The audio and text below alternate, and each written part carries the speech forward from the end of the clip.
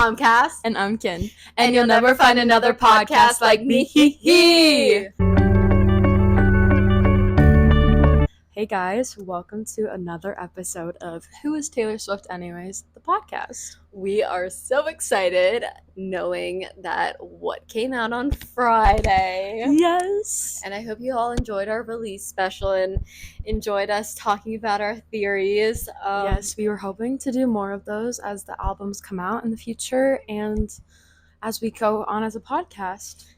Yes. So one thing that we were definitely wrong about that I don't think either of us said was about the two and knowing that it was a double album. We all, like, I think in the back of our minds we both wanted it, but we couldn't say it out loud because we didn't want it to not be true. And we were so wrong in all the right ways. It was amazing. 10 out of 10. It was so funny because we're in Central Time, so it's 1 o'clock our time, and it reached 1 o'clock, and then Taylor posted, "Guess what, guys? It's a double album. You're getting 15 more songs." And we called each other, and I think we were like so in disbelief because we had just been together with all of our friends listening to the first part of the album, and then to get back and just to like try to settle down from that, and then you're like, oh well, there's 15 more songs to listen to, so let's do it. I will insert the photo here of us because we posted it on our Instagram story, which if you don't follow us on Instagram, you should go follow us on Instagram. And it was just like me and Cass both in tears, like on FaceTime, because we both like stayed up. We were like, okay, she's doing something, but what? And so we FaceTime each other, and it was just like the complete shock of the fact that we had 15 more songs to get through that night. But so good. We have entered the Tortured Poets Department era. Yeah. Welcome. Yeah, for real. We're tortured. That's for sure. This past week has been, I mean, just not to mention like our lives right now, because we are like freshmen in college trying to navigate final season and move out at the same time. But like just to have another Taylor album to like be reckoning with everything, because everything always has an underlying meaning. So we're definitely tortured. Yes. One thing cool that happened yesterday, I believe, Taylor released a Tortured Poets Department cardigan. Some people have a theory that it's not the only one, because next to it says Tortured Poets Department gray cardigan, when all the other cardigans are just like 1989 cardigan or Speak Now cardigan. So people think we might be getting another cardigan. Cassidy did buy one, so she's got one on the way. Yes. Expect that whenever we record. But yeah, what are your thoughts on that? I didn't even catch that when I bought it. I was in line for about 15 minutes when I was buying it, and I was like, oh, it's gonna sell out. And then it didn't sell out at all, which was very surprising. They haven't sold out yet. Like usually her cardigans go really fast, but I don't know if this one was the most expensive out of all of them by like 30 more cents or something like that.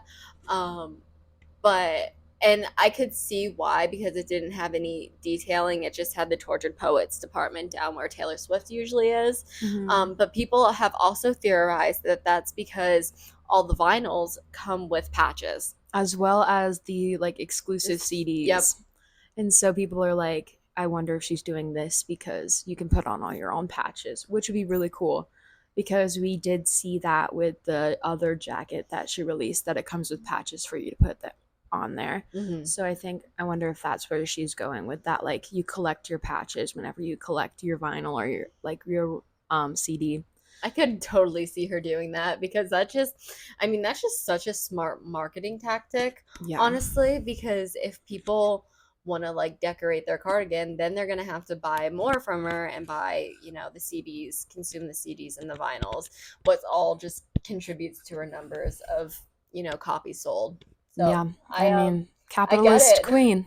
Yeah. We all know Taylor is our capitalistic queen. But yeah, so the cardigan released. She also released new merch at like, what time was it on Friday? She released new merch at 2 o'clock Eastern. Yes, on release day. That's what we thought it was. Well, no, the day before. Oh, yep. Yeah, it was on Thursday at 2 p.m.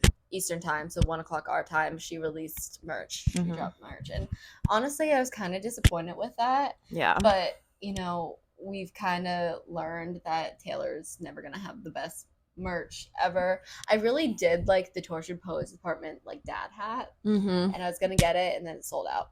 Yeah, but I feel we had this discussion. The only piece of merch that I really would have bought was the Tortured Poets Department initials that were stood out. It was the plain hoodie, but just the thing. That was the only piece of merch that I was ooh, maybe I will, but don't have the funds for that. Yeah, I don't have many funds left after buying the cardigan, but it's all right. Yeah, she did send out, we did talk about this in our release day special, but about the influencer packages. We see that those are slowly starting to go out. Brew on the Radio got one. Lin-Manuel Miranda got one. Chris Olsen got one, which that would be one of my, if we were, sorry, this is a tangent, but if we were to have anybody on the podcast, I would want Chris Olsen on the podcast, so bad. So Chris Olsen, please. But anyways, yeah, Chris Olsen got one. I don't even know who else, because I haven't seen many. I haven't seen many, but it could just be they're sporadically posting about it. I'm sure all her friends got something. Yeah. Travis probably got waiting something. For Travis to post a Tortured Poets Department haul. Be like, my girlfriend's Taylor Swift. Here's a haul of all the stuff I got from her release day. Oh, so our release is going to coincide with the New Heights release. Yes. So we're going to have to see what is said about that, because I know Jason's going to make some comments. Yes, 100%. We know Jason likes to just throw Travis for curveballs and talk about Taylor on the podcast. We love you, Jason Kelsey. Yes. We also love Kylie Kelsey. Kylie, you're our queen. You are an icon. Keep doing what you're doing. Please. Keep those Kelsey boys in check. Yeah. You do it best. Yes. All right. Should we get into talking about our review of the album? Yes. All 31 songs. Yes. Me and Cass are going to be very honest. We have not listened to the second half of the album quite as much as the first half. It's just a lot to get through. And especially since I think we both just listening to it in order the first 15 times. But getting into the second half has been really difficult for me, at least. So my review of the second half is not going to be as good as the first half, because I've listened to the first half a lot better. Also, my review, I feel is apt to change. I've listened to it about 8 times all the way through so far since it released. And even I took this little sorter quiz that we're going to be reading from a day ago, maybe 2 days ago, and I can already see some switch ups in the track. So yeah, this is apt to change, but at this moment at 6:10 on Tuesday, April 23rd, 2024, this is what our rankings hold. Yes, and again, it's only been a solid 4 days since we got the album, so these are destined to change. Yep. But yeah, so let's get into it. All right, first up, we got Fortnite featuring Post Malone. Okay, I'll go first. Okay. This is number 9 on my sorting, which is a little bit lower than I expected, because I really like Fortnite. I wasn't expecting to. I said this in the release day special, it probably wasn't going to be my favorite, but I enjoyed it. Post Malone 8.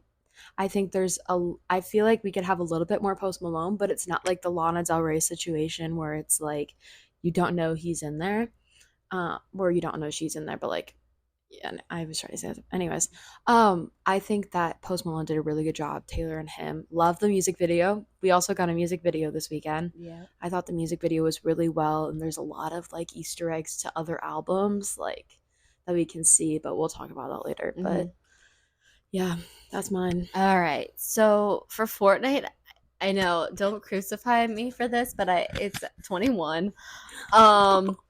It did come lower on the track list for me. I've come to appreciate it a little bit more. I think it was lower, actually. I really like that she put Post on the bridge. I really do appreciate that he got the entire bridge.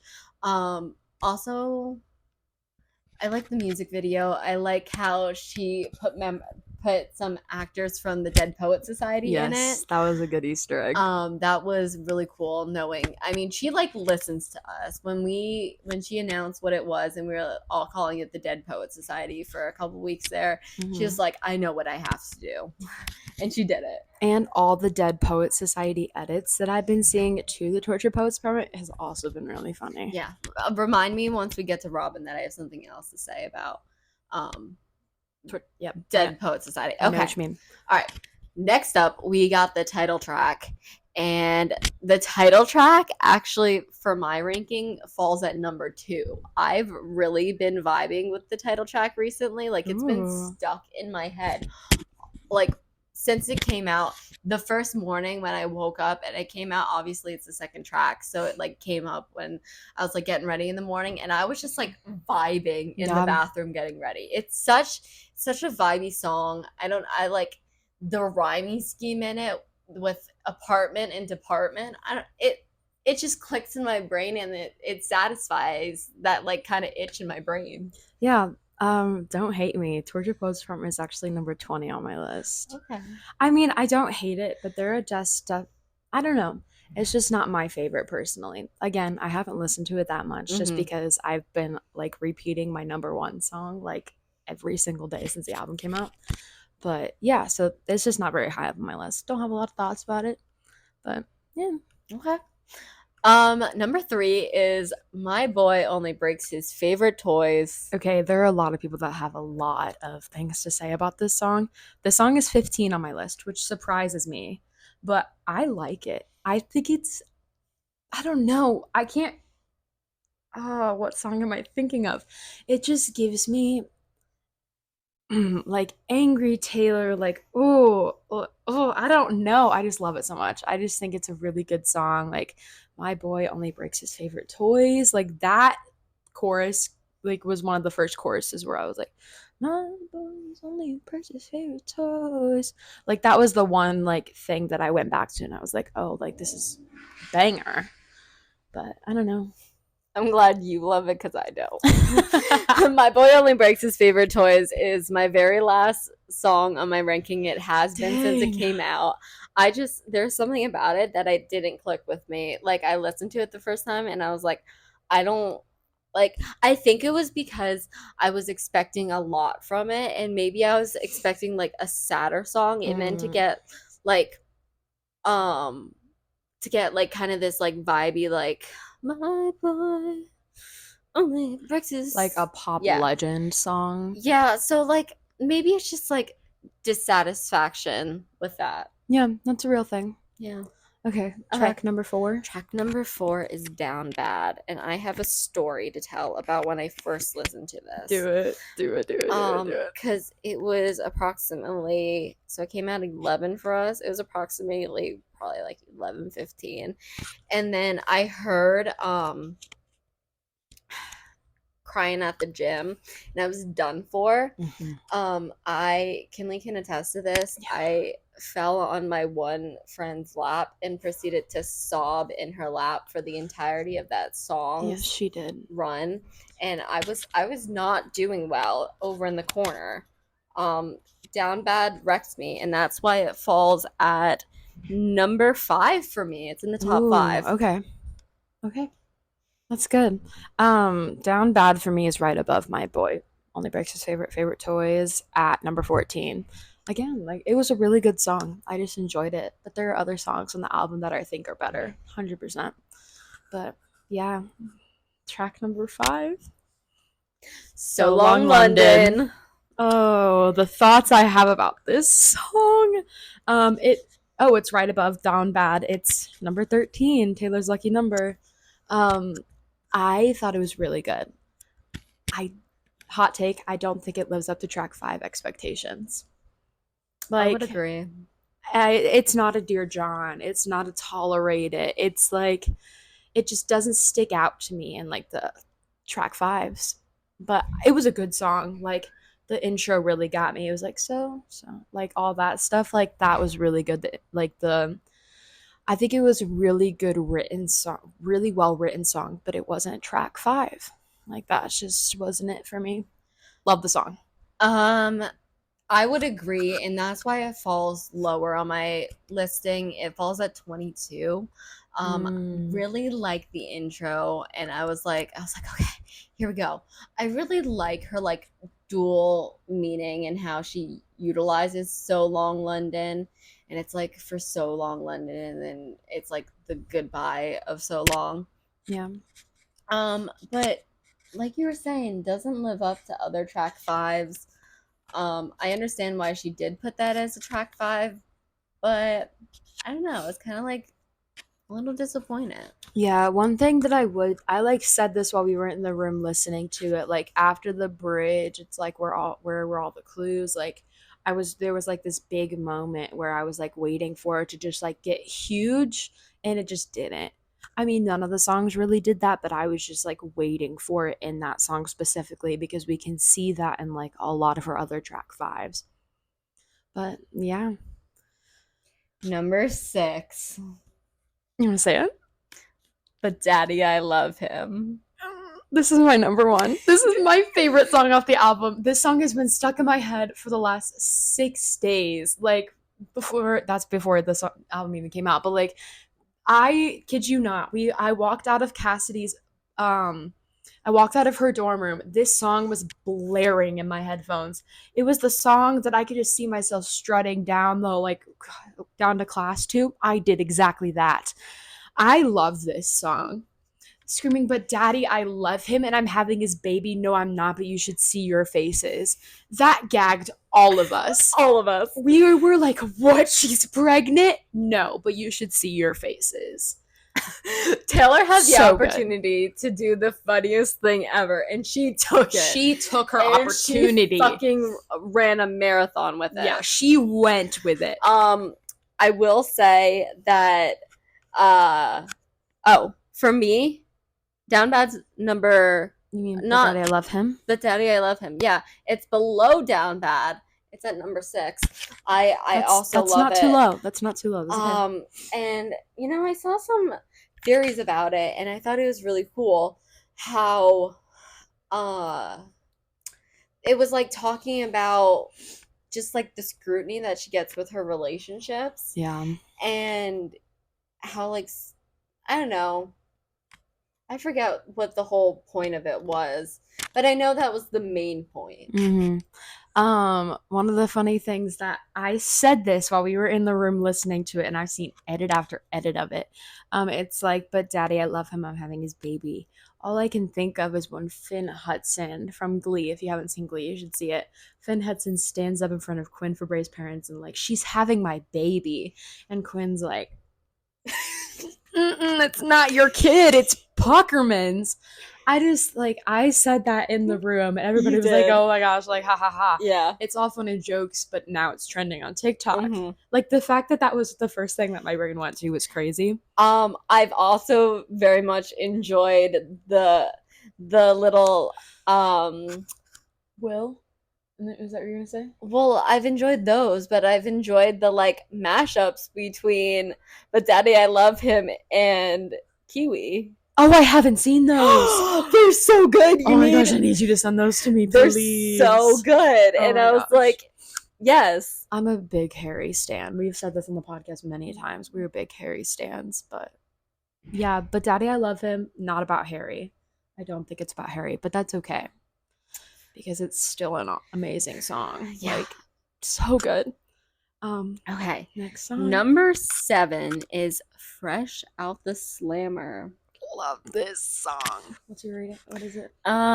23. So it fell a little bit. Gosh. It was considerably higher, and I think it just got bumped down just because other songs moved up. Not because this song necessarily moved down for me, because I do really like this song, and I think that's kind of an unpopular opinion because I haven't been seeing much about it. Yeah. Yeah.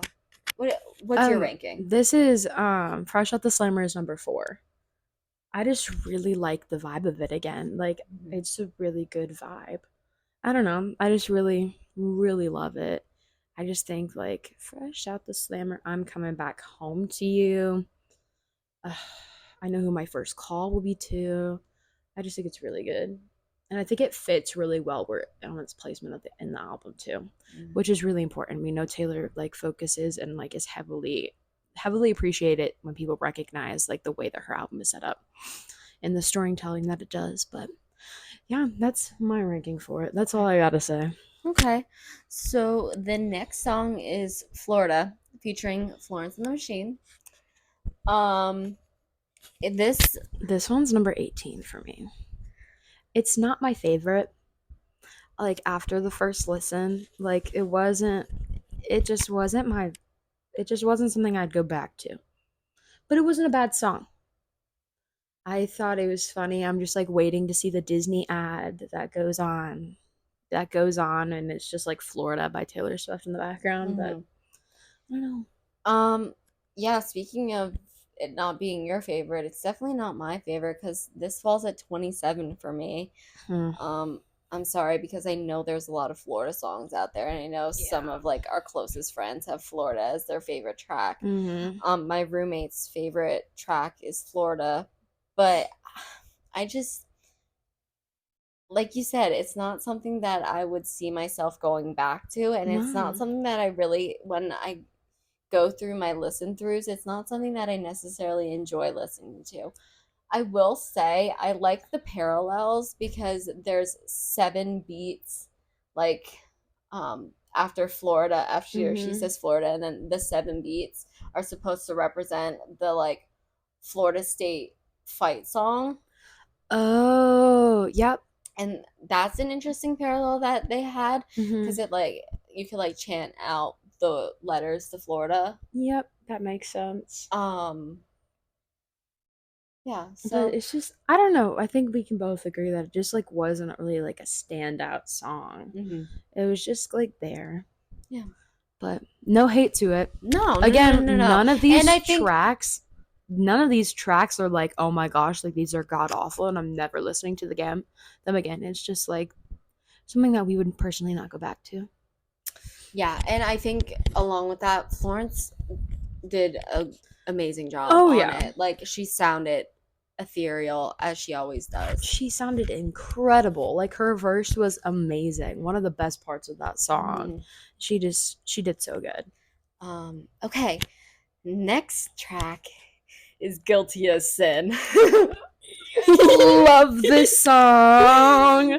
Where is it on here? Oh, this is at 11 for me, which is a little weird, but I really, really, really like this song. Yeah. I just think it's so good. It's like it shows a spicy side of Taylor. This whole album shows a spicy side of Taylor that we have not seen in albums previously. No. Like, yeah, Vigilante Shit is like spicy in its own way, but it's like spicy in a way that it's like angry, but it's made to sound like a spicy song. This is made to sound like a kick your feet song, but it's like so spicy. Like, so good. 10 out of 10. Okay. So Guilty as Sin is number 4 on my ranking. I just love it so much. And someone, I forget who it was, they were like, it's like Foolish One, but if like Foolish One in Dress had a baby. Yes. And I was yes. That's exactly, like, it's definitely an ovulation week song, like one of Taylor's ovulation week songs. Yes. And it's just like, but it's also like hella Delulu.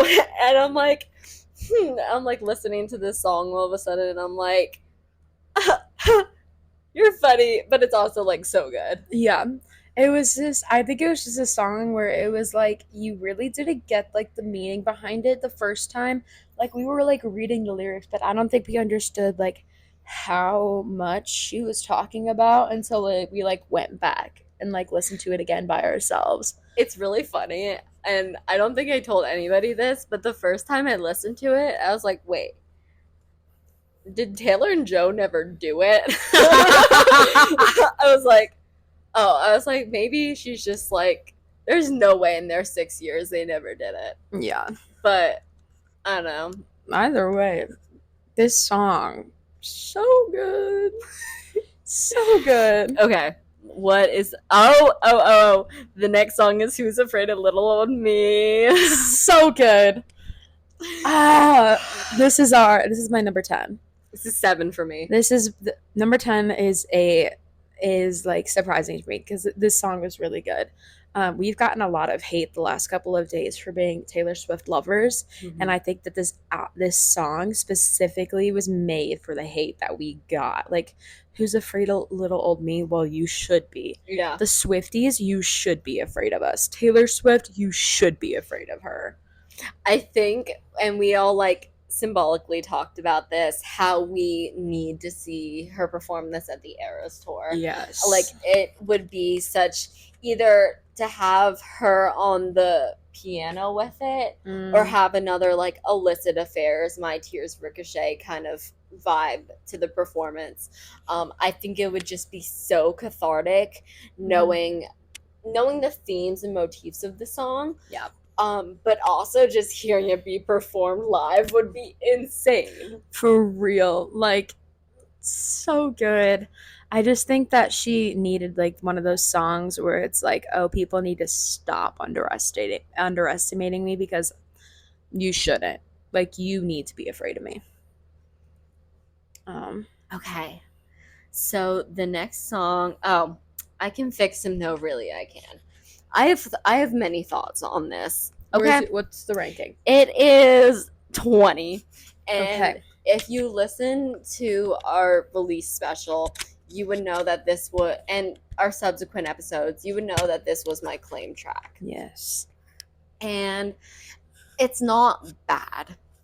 I mean, obviously it's 20 for me, so it's like, it's still in the something percentile. But it's just not what I was expecting. The fact that it's about Maddie Healy is a little disconcerting. I don't know. What do you feel? Like, what are your thoughts about it? What's your ranking? I Can Fix Him. No, really, I can. Correct? Yes. It is number 12 for me. I think it's good. I don't think it's like again, it's not a standout track, but it's like the first part. It's like the first half of the album, so it's ranked a little bit higher. I think it's a good song. I think it has good musicality to it, and that's why it's so high up on my thing. Is because like I just really enjoy the musicality of it, like the way that I like the listening to it. Like I enjoy listening to it, but like again, the fact that it's about Maddie Healy, that's what does it for me. Because I don't think anybody can fix that, man. I saw a video this morning, like right when I woke up, and it was the videos of him on tour, like the beginning of his tour while he was well, it involved him in the camera. If you know, you know. And they're like, Taylor, you really thought you could fix this? Yeah. Also, just while we're on the topic, because I don't want to talk about Maddie like anymore, I saw that his aunt, did you see the release that his aunt put out? His aunt put out a release and she was like, well, only him and Taylor know what went on. Which is so funny. And so funny. Like, he's in a very committed relationship and he's very happy now. And I'm like, is he? Is he?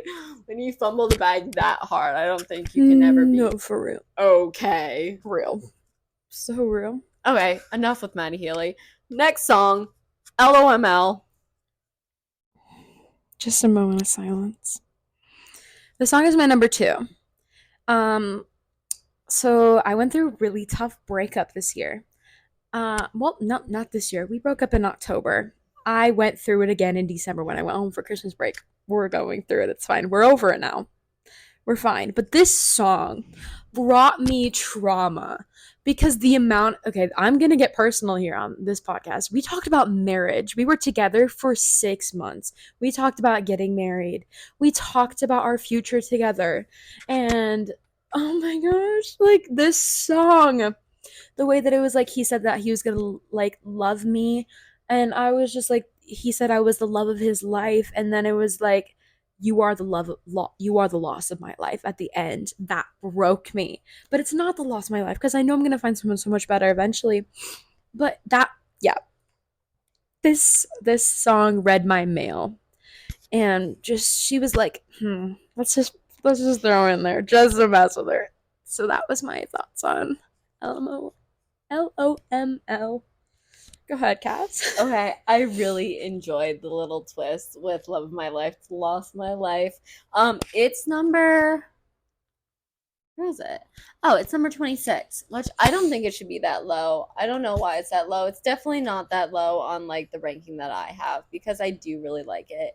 And I think it's a devastating song. We played bingo at our listening party, and my my line for like the most devastating line got taken during this song because it was just like so I was like I mean and like I don't have the experiences that you do at all to like connect with it or resonate with it, but I'm just I could feel the emotion just Don't seeping do from it. the song. Don't do it. Just don't go through it.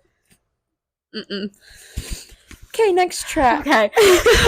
Let's get on before Kinley starts crying. Next track is very appropriate. It's I Can Do It With a Broken Heart. Oh, she ate this one up. This is my number 6. This is my number 1, and I will die on the hill for it. It's so good. So I Could Do With a Broken Heart being about the Eras tour broke me. So devastating. Like, I just wanted to reach through Spotify and give Taylor a hug on this one, which was really, really sad because, like, Taylor, like, we saw her crying during the Eras tour, obviously, but I don't think any of us really connected how bad it was until this moment. And it was just, like, the line that got me, it was, like, I was hitting my marks, I was doing something, and it was, like, and the crowd was chanting more. That was like, oh, we're terrible people. Like, that was the moment where I was like, does she hate us? I don't think she hates us, but no. Like, I'm like gonna cry about it because it's like this is the podcast episode me and Cass cry. It's like the most just like it's the most fun song. Like they could play this at the club and I'd shake my ass to it, but then I'd like also cry because it's just the most devastating lyrics ever. Yep. And like just the association with kind of the chorus and it being like, I'm so depressed, I act like it's my birthday every day. And my best friend from back home says, that line reminds me of you. And I was gagged. and then the next song I personally associate myself with is I'm so obsessed with him, but he avoids me. Yes. Like the plague. That. And then something that we can all college students can, relate to is I cry a lot, but I'm so productive. It's an art. It's final season and we cry a lot, but we're productive.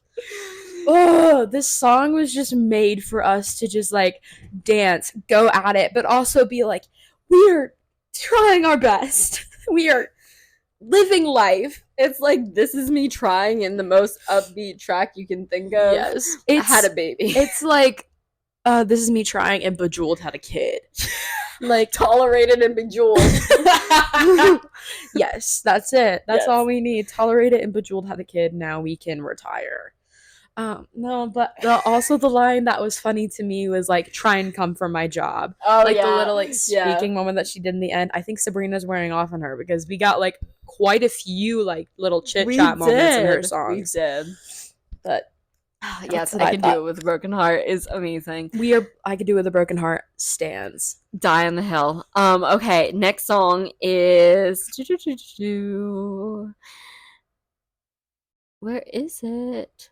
Oh, The Smallest Man Who Ever Lived. This is really low for me. This is 22. Okay. Okay, mine's 18, so we're kind of close in that. Yeah.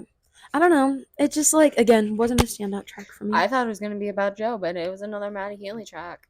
Okay, that was one thing that we like did not talk about was the fact that like we thought a lot of these songs were going to be about her 6-year-long relationship that ended, but instead we got like songs about a 2-week-long relationship between her and Maddie Healy. A situationship. We can't even call it a relationship. But we're trying not to call it a relationship. We are Maddie here. Healy deniers, haters to the rest of our lives. But also there's like a theory that they had like a 10-year on and off. This is fling, and that they had a marriage pact. And ew. I'm gonna choose to be in denial. Okay, we can move on. There's really nothing else to say. That's all. The alchemy. Okay. Okay, this one's really low for me. This is a 17. I don't know. I get it. It's like a good track, but it just didn't stick out to me. Mine's 19, so mine's actually lower than yours. Really? You love this song. And I do love this song. But it's very so happy that my Travis made it to the big game. Like, yes. It's very much that, and I was like, I love that it's about Travis, and I love that she's so in love, and I love seeing all their edits to this song. But it's just I don't know. That song was a joke for a reason. Like Travi made it to the big game, and I think she took it a little too seriously. Yeah. No hate. We love her. Like, we love her writing, but it just wasn't it. Mm-hmm. Okay. And then we come to the final song of the first part of the album, and that's Clarabow. We round up with Miss Clarabow. This is my 19. It's 25 for me. Again, wasn't a standout track. For me, Clarabow didn't feel like an album closer, and that's why I was like, we're getting something more to this album at the end, because Clarabow did not feel like the end of the album. And you were right. Mm-hmm. Because I don't think I realized it until that moment that I was like, okay, like, but where's the rest of it? And I don't know, like, it was good. I love that she references herself at the end, like, you looked like Taylor Swift in this light. I think it's really good, but I don't know. When we first listened to it, I was like, it's such a callback to the Lucky One, and I love the Lucky One. Mm-hmm. I like the Lucky One more than Clarabow. I like the reference to Stevie Nicks. Something that usually a lot of people don't know about me is that I'm a very big Fleetwood Mac fan. Rumors is my number 2 album of all time. And so I really like that line. And she just came out. Did you hear that Taylor just came out in an interview and kind of talked about this song and what it meant to her? No. She said that growing up and being kind of young in the industry, especially when she was first starting, they would say, like, someone would come into the room, a big exec, and would be like, you sound like da-da-da. And would proceed to make like a negative comment about them and be like, oh, but you're not like that. Like, you're going to be different. And now that Taylor Swift is at that point where in her career where she's a big name and there's people younger than her becoming big names, they're getting to that point where that's happening to them, and they're like, you're like Taylor Swift, but something bad about Taylor, but you're not going to be like that. Yeah. As a music business manager, I can say that that's not surprising. Like, based on conversations that I've had with people in the industry, and like even some of my music business classes, like, that doesn't surprise me. Mm-hmm. Like, there's a lot of, at our school, there's a lot of Taylor Swift, like, people that in the industry that are not big fans of Taylor, which is really surprising. But yeah, it's like, they get that way because of the way that she's impacted the industry. Yeah. And the way that Clarabow and like was a heart of the industry. So I think it's a really cool representation. The It Girls. All in a song. All right. So then we move into the anthology part of it. And we start off with The Black Dog. The Black Dog for me, I know The Black Dog jumped up in the last few days. It's number 16 for me. The Black Dog is number 27 for me. Okay. But like you said, I haven't really listened to the second part of the album. But I don't know, it just wasn't a standout. I think it's so fun that I was talking to one of my friends that's abroad, and he said that the night it was released, well, it's kind of different with like the London kind of time zones, but he was at the Black Dog, I love um, that. doing things. So Of course he was. yeah, Like, of course he was. I know exactly who you're talking about. We love love you. you. You know who you are. Yes. We love you. Sorry, I had to reference that moment. But yeah, I've definitely been vibing more with it, and I think it has some more growth to go because it's like you left your location on, so now I know wherever you go, and I think about that often because there's some people that, and it's not even like in the context that Taylor has it, but I still have their locations, and sometimes I'll be like, what are you doing? And then knowing that they're like not a part of my life anymore, and it's just like this weird dichotomy. Yeah, I agree. What's the next track? The next track, I'm pretty sure is, yep, I'm Gonna Get You Back. That's my number 3. Okay. Because I have gone back and listened to this one quite a bit. We, as you guys know, we're big Olivia Rodrigo fans, and I like I like that they're similar. I like that the Get Him Back by Olivia and I'm gonna get him back, or I'm gonna get you back. I like that they're similar, but I like Taylor's version better. Okay, mine's 13, lucky number 13.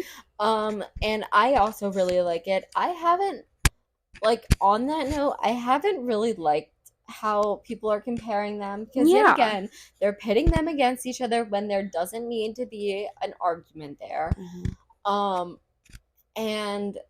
I'm like, they're literally okay, they might have similar contexts, like they have similar names, but Taylor's is much more of a sultry take on the situation. Like, she's like I might end up back in his bed, or like, and like fuck up my life, or like, but like I'm gonna get you back either way. And I don't know. Yeah, I like it. I like edgy Taylor. I do too. The next track is The Albatross. Okay, the Albatross for me is 23. The Albatross is 15 for me, which did climb because I know it was in the 20s yesterday. And just overnight listening to it probably like 2 more times, I really enjoyed it because I kind of like delved more into the kind of the imagery behind it all and the metaphors in it, because the albatross is obviously a bird and it's bad luck when it dies over water. And especially when someone shoots it down over water. Yeah. So I don't know. I can see growth for this one too. Like, just like I said with the Black Dog, I can definitely see myself liking this more as I listen to it. 100%. Yeah. Again, I haven't really like delved too much into the second half of the album, but it's not that low for me because I do enjoy it. I do enjoy like the way that, like, when I listened to it the first couple of times, just like it felt like a good song. I don't know. I feel bad because I haven't really listened to the second half as much as the first half. I feel like I've listened to the second half of the album like 2 or 3 times compared to like the first half. The next track on the album is Chloe or Sam or Sophia, or what are the other names? Or Marcus. Okay, that's number 29 for me. This is 30 for me. Okay, so we're in agreement. I think personally it's like too many words. Just in the track title, and then also in the song. There's a lot of that song is wordy. Yeah. Which is not surprising because even the name of the track, like, holy crap. I think she could have named it something different. 100%. All love Taylor, but it's long. I like want to find, do we call it CSSM? Like, no, it's so long, and like, I don't know. It's just like it was one where you like need a dictionary. And it's just a lot of words. But again, not a bad song. None of these are terrible songs. No. All right, the next song is How Did It End? Number 8 for me, so it's in the top 10 for me. This is 24 for me. Okay. I really like how it opens up and we hereby conduct this postmortem. And I don't know, it's just like this is a Joe song. And I really like this take on it and it's kind of like grappling with the end of a relationship, and sometimes that can get a little messy. I do relate to that. And kind of like going back and being like, when people find out that a relationship ends and they're like a little sympathetic and they're like, oh no, I'm so sorry to hear, and then they're like, well, how did it end? And like they always want to hear the story about it, and then you kind of have to like go back and relive and sit in that pain. Yeah.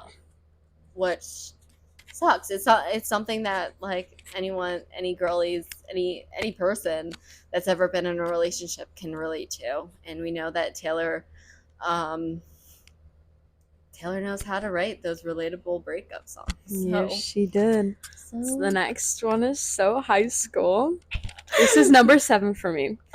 This was the Travis and Taylor song that I was like kicking my feet to. So High School is number 12 for me. Yeah, it's just higher up because I don't know. I think this one was less like my Travis made it a big game than the Alchemy, and I don't know, kick my feet. Yeah, this song was like, I don't know, it was like so 2000s decom for me. Like, and the line where it's like, you know how to ball, I know Aristotle. Like, it's just like, oh, so good. Yeah, I think this was a song for me because like I had a really good high school experience, and it was like a good like reminiscent, like so high school, like relationships can be so high school and like adulthood. Like it was like one of those things, and that's so great. Like I just like how it encapsulates how much fun Travis and Taylor are having in their relationship, and just how like, oh, it is so high school, but like, you know that they really appreciate one another, and that's just so great to see. Also, I've heard, I want to bring this up. I'm not going to bring up what it's about, but you guys can Google it. Look up Scouts Honor So High School on TikTok and see what people have to say about it, because I was kind of bewildered. Yeah. Taylor likes her double meanings. That's all I'm going to say. All right. Okay. Next song is I Hate It Here. This one broke me. This is my number 8. I don't know. This was a song for me where so I moved out of my hometown to come to college, obviously. And it was a song for me where it was like, oh, like why does this describe the latter part of my senior year, where it was like, oh, I hate it here, I'm ready to leave. And that was a little bit hard to hear in song form. Yeah, this is number 14 for me, and I really really connect with what you were saying about it, because I still don't like my hometown. Me neither. I don't want to go back. Yeah. And I feel like she's more about talking about like the time period and stuff, and how like she doesn't like this. And then there's the whole like 1830s but without all the racists, which is a little questionable. But when you put it in context, it's so easily stripped out of context. But when you put it in context, it's still like, Taylor, not great, but like we understand what you're like. True Swifties understand what you're saying. She was heavy on the metaphors that caused problems this album, because I've been seeing like a lot of like, oh, I'm a Christian, but I'm listening to the new Taylor Swift album, so I'm throwing away all my Taylor Swift stuff because she made fun of Christians. I don't think she did. I can attest for myself as a Christian. I don't think she made fun of Christians. I think she's using biblical metaphors. She's using a lot of metaphors this album that a lot of people like had a lot of things to say about. Yeah. No, allegory is going very strong in this album. But another thing that someone brought up is that if she wouldn't have put it in and she would have been like, I want to go back to 1830s, they would have been like, well, what about slavery? So either way, they would have called her out because, you know, as we were talking about in Who's Afraid of Little Old Me, they're always coming for her throat no matter what happens. There's no winning when your name is Taylor Swift. No. But very good track. I do appreciate it. Moving on. Oh, speaking of metaphors, thank you, Amy. But specifically with K, I, and M being very uppercase. Uppercase, is that a yes. Uppercase, yep. Yeah, so this one for me is where is it on my list? This one's I know pretty considerably this down one's for me. This is on 25 for me. 28 for me. But yeah, so there was a lot of references and a lot of things pointing that this song was about a little person known as Miss Kim Kardashian. Yeah. And also an allusion to Northwest. Yeah, which I know North is probably freaking out about this. Like North is just like a teenage girl. Like no, for she's real. Being mentioned in a song with Taylor Swift. Like I know that she's screaming. Yeah. Like having some sort of reaction that her mom probably is like, you need to be done. Sorry, because I'm no, but like I don't know. I think that if I was North, I would be freaking out and I would be posting on my social media to be like, this is in reference to me. But then to say that, you mean that Kim would have to be like, this song is about me too. Yeah. But I don't know. I thought it was really good. I thought it was a really good diss track. Yeah. I appreciate how she was like, I'm gonna like take out all the stuff that makes it like about you, that you'll only know that like you and I will only know it's about you. And I was like, well, okay. Moving on. I look in people's windows. This one's really high up for me. This one's number 5 for me. This one's number 10 for me, but I think it should be higher up. I love this song. This song for me was just again, we're going back to trauma because Taylor, like, well, I can't say trauma because it's like not like end of life situations or anything. But this one for me was like I had this like really bad friendship situation my senior year of high school. And towards the end, like I lost a bunch of friends, but we're over it now. And looking through the window, I look in people's windows was like me looking at like all these friends doing things that we used to do together. And I'm not sitting at the table with them anymore. Instead, I'm like watching it through Instagram, watching it through TikTok. And that was one thing like that. This song broke me because I was just like, oh, but yeah, so the first time I listened through it, I was like, oh, okay, and I was kind of like delusional because I was very sleepy at this point listening to it. And then the next time I listened to it, I went and I sobbed because this song is really for the anxiously attached girlies out there and the ones that are always like very self-conscious about like, are people doing things without me? And like you kind of have to like search in those metaphorical windows or actual windows to like search if people are like out there living life and you're kind of like just always on the outside. And this is for our FOMO girls. Taylor Swift, you did it. You could have kept that one in the vault. She called all of the FOMO Swifties out, and I don't know. I think it was just a very well written song, and it can apply to so many different people's lives for so many different reasons. Like, ugh, so good. Okay, I'm gonna need to stop talking about it before I cry. The next song. No, I think I'm gonna cry. The next song is The Prophecy. Guys. This one's 29 for me. Guys, where is the prophecy? The prophecy's right under I look in people's windows for me. It's number 11. So I recently started a like favorite folder on TikTok for just the prophecy videos, and where I like it's like the prophecy is for the girls ... and they're all in relation to like the prophecy is for the girls that look around them and see everyone in relationships and then like wonder why they're not in one and they think they're doing something wrong. And yeah. And they just wish they would change that, but they don't know where they can change that because they just think that they're destined to not be it. And Taylor, Taylor, sweetie. Yeah. I don't have a lot of thoughts on this one just because this one wasn't one that stuck out to me the first couple times that I've listened to it that I haven't gone back to. But it's a good song, and I hate that I love it so much. But yeah. Okay.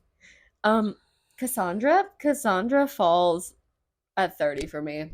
I really have no notes. I can't say that I don't like dislike it. It's just 26 for me. It's just another one of those tracks where like take it or leave it. Yeah. Yeah. It wasn't a standout. Really don't have anything else to say.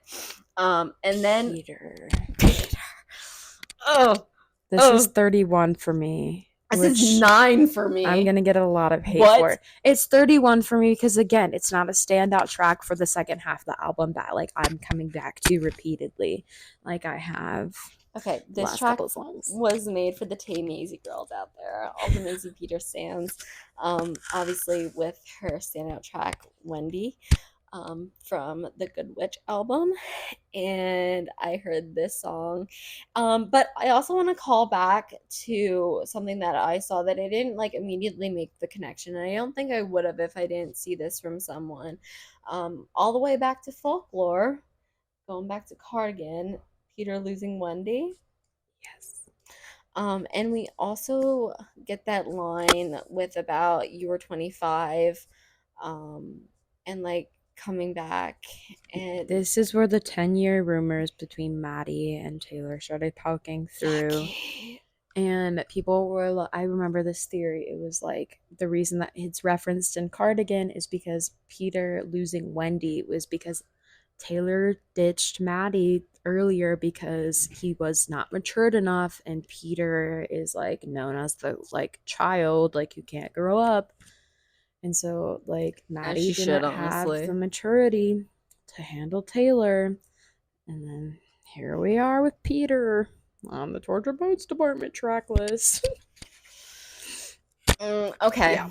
Nothing else to say. I want to talk about him as little as possible. As possible, yes. Okay, the Bolter. The Bolter, number 3. Number 3 to the day I die. This is another one that I, like, vibe to. This morning I was like sitting up in my bed because I didn't want to get up out of bed because it's the last day of classes, and I was just like, I'm gonna just vibe up here a little bit, and the Bolter came on, and I was like, but also it's like very, very like sad lyrics again with a very upbeat tone. Yeah, so. the Bolter's 21 for me again. I don't have a lot of thoughts. Okay, but Robin. Okay, this is where I want to come back to with the Dead Poets Society. Yes. And this is why I'm choosing not to rank it, because I like it ranked in here. But I don't want to rank it because I don't know. There are theories, and if you listen to it, you would know that speculating that it's about Robin Williams. And that broke me severely. Robin is listed as number 28 for me. But that theory, again, probably want to move it up. But this is just what the website said. Yep. We are going off of the website. But then we've made it to the final track of the album. Very last track of the Tortured Poets. The manuscript. The manuscript. Which is number 16 for me. The manuscript is number 17 for me. So we're close on this one. Very close. The line about if the sex was if the sex was half as good as the conversation, then we'd be pushing strollers. Then it was over. Took us both out. We were talking about it last night. And that's the first time she's ever said that word in a song. Yeah, she's never said the S word in the song before. And sorry, the S word, sex. We're adults here. Sorry. That like kind of jump scared me. I was like, what? That was a line where I was like taken aback. It was the last, I was on the song of the last, like the last song of the album. So I was like, okay. I was starting to wind down, but that woke me right up. And yet again, for the final time, not the final time, Jake Gyllenhaal found dead in a ditch. Yes. There's speculations, but we're pretty sure it's almost confirmed that it's about Jake Gyllenhaal. Yeah. It's a callback to The Story of Us. Story's over. Which would make sense because The Story of Us book was referenced in the LA pop-up. Right. Which was something that like I had an aha moment about this week. So you get a little bit of John Mayer. Screw him too. Dear John is my favorite song. Die on that hill. And then you get Jake Gyllenhaal, and then but the story's not mine anymore. And then she called that out on her Instagram, and she said it's yours now. I think that this the manuscript for me felt like a really good way to tie everything together. Yes. Unlike Clairbeau for the first Torture Post Department, I think that this one felt like an album closer. Sorry, I call this Colin. Anyways, that's our ranking of the Torture Post Department. Let us know what you think in the comments, please. We want to hear what you think. Like we said, again, no hate towards any of these songs. This is just what we think. We're definitely not experts about it. Taylor did an amazing job with this album. There's it's right now in my like total album trajectory, it's falling at number 6. So it's right below, I forget what it's right below. I know it's right above 1989 for me though. So yeah, I think so good. I really liked how we got more Aaron tracks in the anthology. Yeah. Whether you're Chloe or Sam or Sophia or Marcus, make sure you subscribe to the podcast on all platforms and follow us on Instagram. So we'll see you in a fortnight. How did it end? We'll never know, but we'll see you in the next one.